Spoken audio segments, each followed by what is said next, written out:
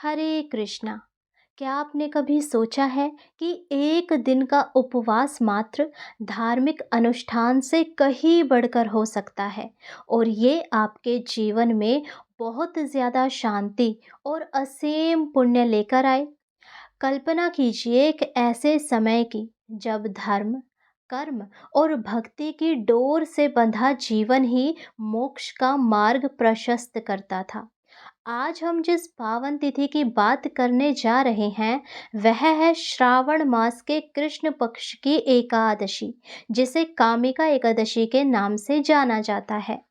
यह सिर्फ एक तिथि नहीं, बल्कि एक ऐसा स्वर्णिम अवसर है जहां एक छोटे से प्रयास से बड़ा पाप भी धुल जाता है और व्यक्ति जन्म मरण के बंधन से मुक्त हो जाता है। तो आइए आज हम उस प्राचीन कथा में गोता लगाते हैं जो हमें बताती है कि कैसे कामिका एकादशी का व्रत न केवल हमारे पूर्वजों को तारता है, बल्कि स्वयं भगवान विष्णु की कृपा का ऐसा द्वार खोलता है जहाँ से सुख, शांति और समृद्धि की अविरल धारा बह निकलती है। तो तैयार हो जाइए आप सब एक ऐसी आध्यात्मिक यात्रा के लिए जो आपके मन को पवित्रता से भर देगी और आपके जीवन के गहनतम रहस्यों से अवगत कराएगी।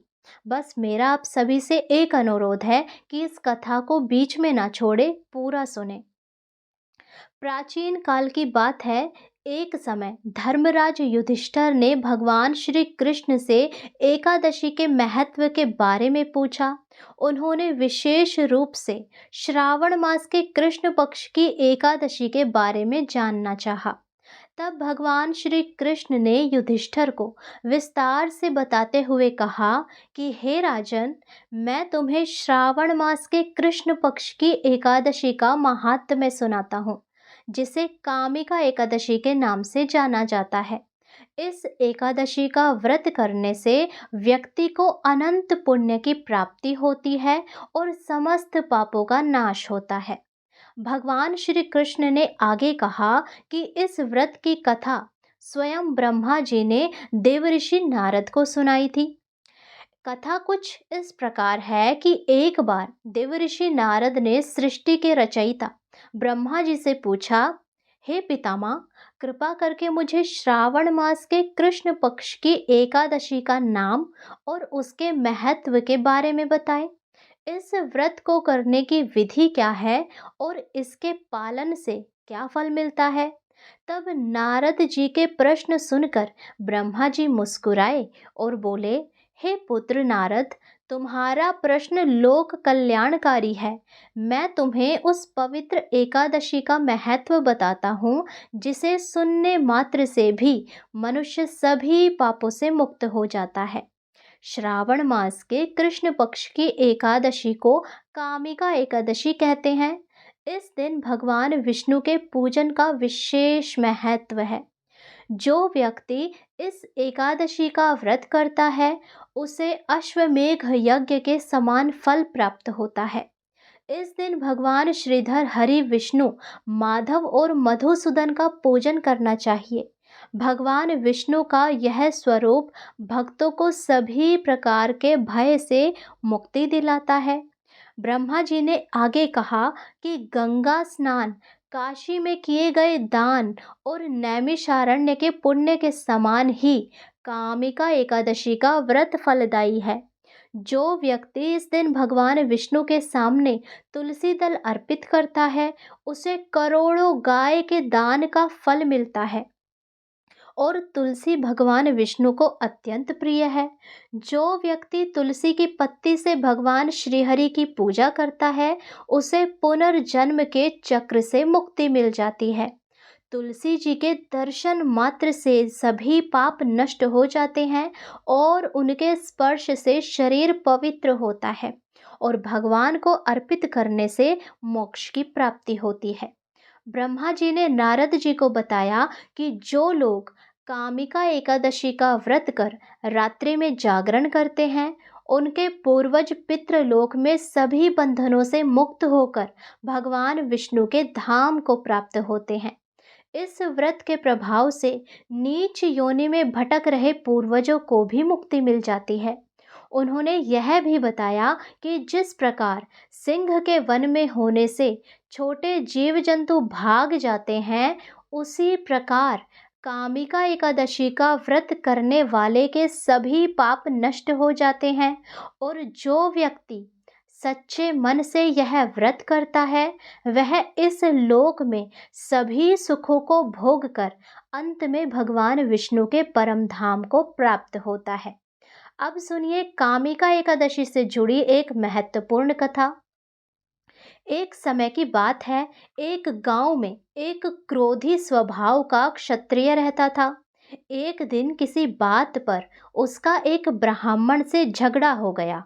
बात इतनी बढ़ गई कि क्रोध में आकर क्षत्रिय ने उस ब्राह्मण को ऐसा धक्का दिया कि वह गिर पड़ा और उसकी तत्काल मृत्यु हो गई। अब ब्राह्मण की हत्या का पाप लगने से क्षत्रिय अत्यंत दुखी हुआ और भयभीत भी हो गया। उसे अपने किए पर बहुत पछतावा हुआ। उसने ब्राह्मण के अंतिम संस्कार में शामिल होने की इच्छा जताई, लेकिन गांव के सभी ब्राह्मणों ने उसे ब्रह्म हत्या का दोषी मानकर उनके घर भोजन करने और किसी भी धार्मिक कार्य में शामिल होने से इनकार कर दिया। अब उन्होंने कहा कि जब तक वह इस ब्रह्म हत्या के पाप से मुक्त नहीं हो जाता, तब तक वह अछूत रहेगा। अब क्षत्रिय बहुत परेशान हुआ और इस पाप से मुक्ति पाने के लिए कई ऋषि मुनि के पास गया। उसने अपनी पूरी व्यथा सुनाई और उनसे अपने पाप के प्रायश्चित का मार्ग पूछा। तब एक ज्ञानी ऋषि ने उसे सलाह दी कि हे वत्स, तुम श्रावण मास के कृष्ण पक्ष की कामिका एकादशी का व्रत करो।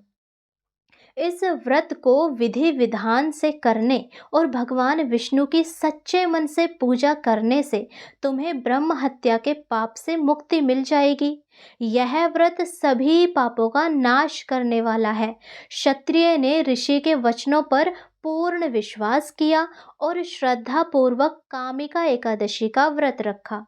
उसने पूरी निष्ठा से भगवान विष्णु का पूजन किया और रात्रि में जागरण भी किया। जब वह रात को भगवान की मूर्ति के पास शयन कर रहा था, तभी उसे स्वप्न में भगवान विष्णु के दर्शन हुए। भगवान ने उससे कहा, हे भक्त, तुमने कामिका एकादशी का व्रत पूरी श्रद्धा से किया। तुम्हारे इस व्रत के प्रभाव से तुम्हारे ब्रह्म हत्या का पाप दूर हो गया है। अब तुम सभी बंधनों से मुक्त हो। भगवान के दर्शन और आशीर्वाद पाकर क्षत्रिय अत्यंत प्रसन्न हुआ। अगले दिन उसने ब्राह्मणों को बुलाकर सारी बात बताई। ब्राह्मणों ने भी देखा कि क्षत्रिय अब पाप मुक्त हो चुका है और उन्होंने उसे स्वीकार कर लिया। इस प्रकार कामिका एकादशी के व्रत के प्रभाव से उस क्षत्रिय को ब्रह्म हत्या जैसे महापाप से भी मुक्ति मिल गई और उसे अंत में बैकुंठ धाम की भी प्राप्ति हुई। कामिका एकादशी का व्रत पापों का नाश करता है, छोटे बड़े सभी पापों से मुक्ति दिलाता है, असीम पुण्य की प्राप्ति होती है, अश्वमेघ यज्ञ के समान फल मिलता है और पितरों को मोक्ष भी मिलता है, जन्म मरण के बंधन से मुक्ति मिलती है और भगवान विष्णु की कृपा मिलती है, जिससे जीवन में सुख शांति और समृद्धि आती है। तो इस प्रकार भगवान श्री कृष्ण ने धर्मराज युधिष्ठिर जी को कामिका एकादशी के महात्म्य का वर्णन किया, जिसे सुनकर युधिष्ठिर अत्यंत प्रसन्न हुए और उन्होंने विधि विधान से इस व्रत का पालन भी किया। यह कथा हमें सिखाती है कि श्रद्धा और भक्ति के साथ किया गया एक छोटा सा प्रयास भी हमारे जीवन में कितना बड़ा परिवर्तन ला सकता है। वैसे तो उपवास सबको रखने चाहिए, परंतु यदि कोई उपवास ना भी रखा जाए किसी से, तो कथा तो अवश्य ही सुननी चाहिए। मेरा आप सभी से निवेदन है कि आप चैनल को सब्सक्राइब करें, वीडियो को लाइक करें और ये कथा सभी अपने भाई बंधुओं के साथ शेयर करें, ताकि इस परम दुर्लभ कथा को सुनने मात्र से ही लक्ष्मी नारायण जी की असीम कृपा मिले और सारे पापों से मुक्ति मिले। और प्रत्येक एकादशी की कथा तो अवश्य ही सुने। और हमारे चैनल पर श्रावण मास महात्म्य की कथाएं भी डाली जा रही है, आप वे कथा भी अवश्य सुने और भक्ति के मार्ग पर आगे बढ़ें। हरे कृष्णा।